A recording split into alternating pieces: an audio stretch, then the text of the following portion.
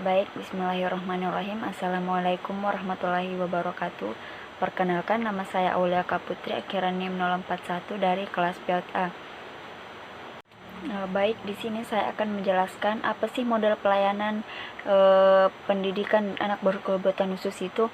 Nah, istilah pelayanan pendidikan anak yang berkebutuhan khusus atau ABK digunakan dalam upaya menjelaskan tentang program dan pelayanan yang berlaku dalam penyelenggaraan sistem pendidikan bagi anak-anak yang mengalami kesulitan keterbatasan dalam mengikuti program pendidikan dengan berbagai alasan dan membutuhkan bantuan khusus. Nah, di sini termasuk keterbatasan fisik dan belajar serta kebutuhan sosial. Baik, selanjutnya saya akan menjelaskan tentang tunarungu dan tunanetra. Nah, di sini saya akan menjelaskan apa sih itu tunarungu. Nah, tunarungu adalah kondisi kehilangan fungsi indera pendengaran yang dialami individu baik yang terjadi sebelum lahir, saat lahir, ataupun sesudah lahir. Nah, selanjutnya itu saya akan menjelaskan tunanetra. Tunanetra ini berasal dari kata tuna yang berarti rusak atau rugi dan netra yang berarti mata. Nah, jadi dapat kita simpulkan bahwa tunanetra yaitu individu yang mengalami kerusakan atau hambatan pada organ mata atau indera penglihatan. Baik, selanjutnya saya akan menjelaskan tentang model pelayanan pendidikan tunarungu dan tunanetra. Yang pertama itu model pelayanan pendidikan tunarungu. Nah, yang pertama itu pendidikan segregasi. Nah, pendidikan segregasi ini penyelenggaraan pendidikan yang dilaksanakan secara khusus dan terpisah dari penyelenggaraan pendidikan untuk anak mendengar atau anak normal. Nah, bentuk sistem pendidikan segregasi ini adalah SLB atau Sekolah Luar Biasa Bagian Tunarungu atau SLBB. Selanjutnya yaitu pendidikan inklusi. Nah, pendidikan inklusif di sini proses yang kompleks dan tidak hanya tentang pengaturan di mana anak-anak dengan tanpa cacat belajar bersama-sama. Nah, di sini artinya menggabungkan anak yang memiliki keterbutuhan khusus dan anak-anak yang normal. Nah, hal ini menuntut anak mengakses pendidikan berkualitas dan mengalami program transisi yang tepat. Selanjutnya itu model pelayanan pendidikan yang diterapkan bagi anak tunanetra. Yang pertama itu ruangan kelasnya didesain cukup cahaya yang terang.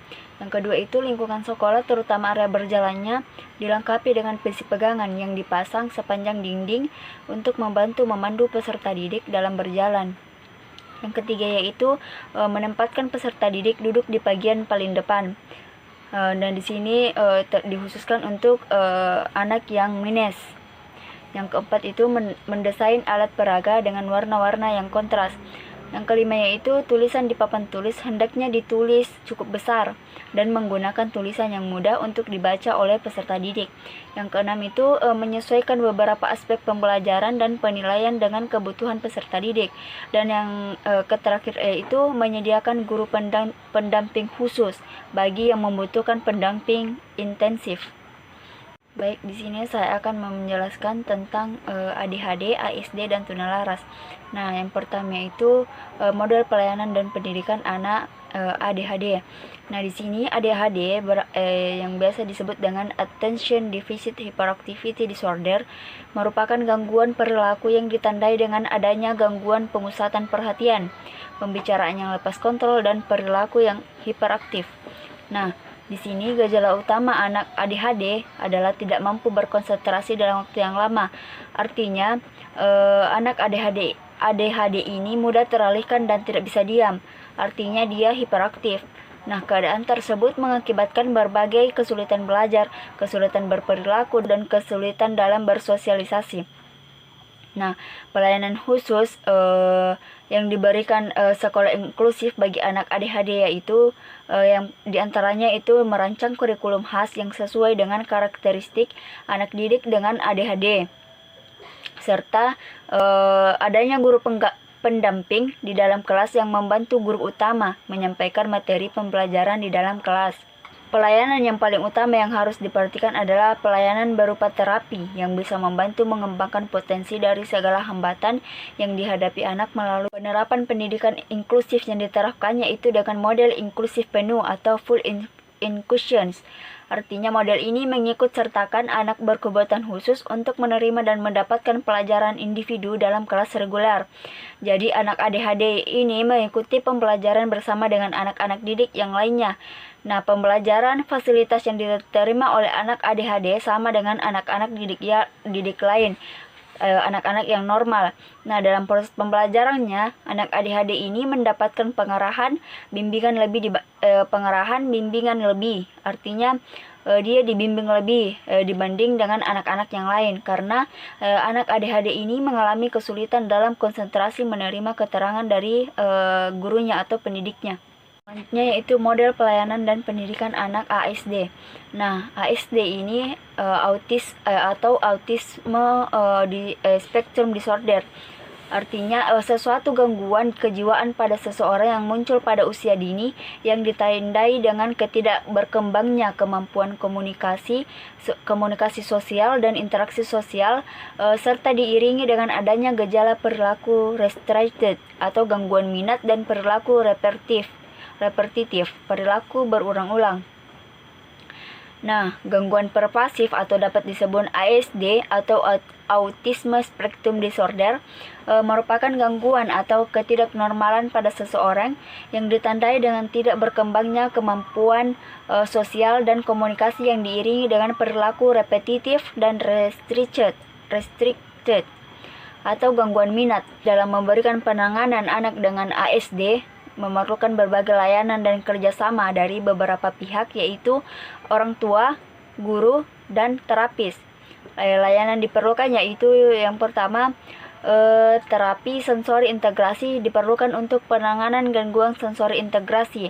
Nah, pembelajaran akademik dan remedial terapi diperlukan untuk memberikan layanan pembelajaran yang disesuaikan dengan kemampuan dan kebutuhan anak ASD. Yang selanjutnya itu okupasi terapi untuk memberikan penanganan modifikasi perilaku, dan terapi wicara diperlukan untuk mengembangkan kemampuan komunikasi. Yaitu model pelayanan dan pendidikan anak tunalaras. Nah, di sini anak tunalaras adalah anak yang mengalami hambatan dan gangguan dalam menyelesaikan diri dengan lingkungan sosial dan masyarakat, bertingkah laku di lingkungan keluarga, sekolah, dan masyarakat. Nah, bentuk pendidikan anak berkebutuhan khusus tunalaras ini dapat diselenggarakan di SLB khusus untuk anak tunalaras, yaitu SLBE. Dalam pelaksanaannya, macam-macam bentuk penyelenggaraan pendidikan anak berkebutuhan tunalaras atau gangguan emosi dan perilaku, seperti yang pertama itu penyelenggaraan bimbingan serta penyuluhan di sekolah reguler. Yang kedua itu menyediakan kelas khusus bagi anak berkebutuhan khusus tunalaras jika mereka perlu belajar terpisah dari teman-temannya. Selanjutnya saya akan menjelaskan tentang anak cerdas berbakat dan anak disleksia.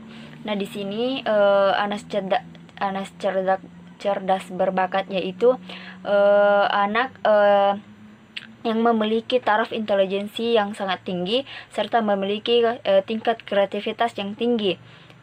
Dan dengan kemampuannya ini memungkinkan bagi dirinya berhasil dengan baik dalam pekerjaan dan karirnya. Nah, selanjutnya yaitu program dan teknik bimbingan bagi anak cerdas berbakat.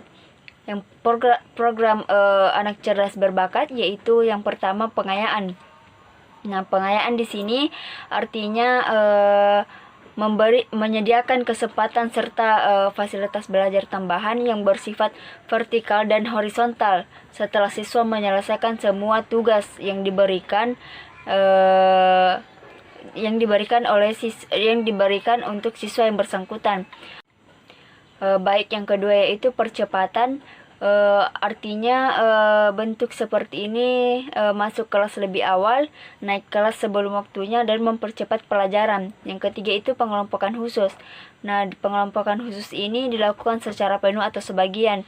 Nah, kegiatan ini dilakukan dengan terlebih dahulu mengumpulkan siswa yang mempunyai kemampuan luar biasa atau cerdas dan berbakat, dan diberi kesempatan untuk secara khusus memperoleh pengalaman belajar yang sesuai dengan potensinya.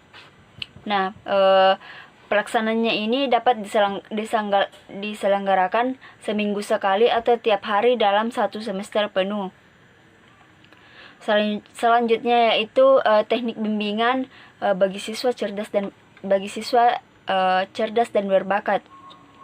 Yang pertama itu pengembangan ranah kognitif intelektual, yang kedua itu pengembangan ranah afektif, yang ketiga yaitu pengembangan ranah fisik, pengembangan ranah intuitif, dan pengembangan ranah masyarakat. Selanjutnya yaitu anak disleksia. Nah, di sini anak disleksia ini merupakan gangguan kognitif yang berupa ketidakmampuannya terhadap apa yang berhubungan dengan kata atau simbol-simbol. Nah, dapat kita simpulkan bahwa disleksia ini merupakan salah satu bentuk kesulitan belajar. Selanjutnya saya akan menjelaskan tentang disgrafia dan diskalkulia. Nah, di sini adapun pengertian dari disgrafia artinya adalah anak yang mengalami hambatan dalam menulis. Nah, di sini seorang ahli mengemukakan, yaitu Santrok John, bahwa disgrafia ditandai dengan ketidakmampuan dalam belajar yang memengaruhi kemampuan menulis yang diperlihatkan anak-anak dalam mengeja, miskin kosakata, kesulitan menuangkan pikiran untuk dituliskan di atas kertas. Itu sebabnya anak-anak disgrafia itu perlu mendapat bantuan secara khusus dalam belajar menulis. Nah, selanjutnya itu penanganan anak disgrafia. Nah, terdapat beberapa cara mengatasi kesulitan belajar menulis yang berkaitan dengan pengajaran menulis permulaan, antara lain yang dikemukakan oleh Abdurrahman. Nah, di sini pun penanganan dari anak disgrafia, yang pertama itu kita harus membawanya terapi. Yang kedua itu mengajak anak menggunakan kertas bergaris dengan garis yang lebar agar anak terbantu saat menulis. Yang ketiga itu menggunakan alat bantu saat memegang pensil. Nah, kita di sini harus membantu anak untuk pada saat memegang pensil. Yang keempat yaitu menggunakan pensil yang berukuran besar atau mempunyai bentuk seperti bentuk segitiga agar anak mudah memegangnya. Selanjutnya yaitu pengertian diskalkulia. Nah, diskalkulia ini berasal dari kata diskalkulia, yaitu bahasa Yunani yang artinya adalah ketidakmampuan berhitung. Nah, diskalkulia adalah kesulitan belajar yang dialami oleh seorang anak yang ditandai dengan kesulitan dalam berhitung.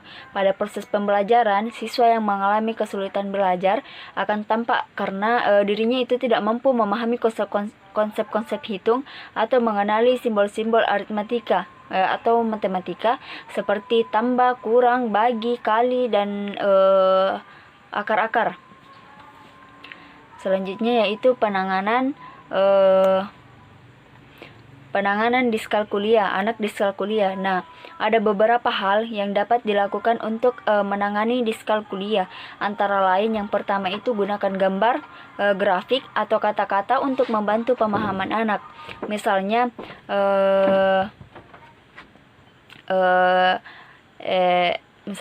ayah membeli jeruk seharga 5.000.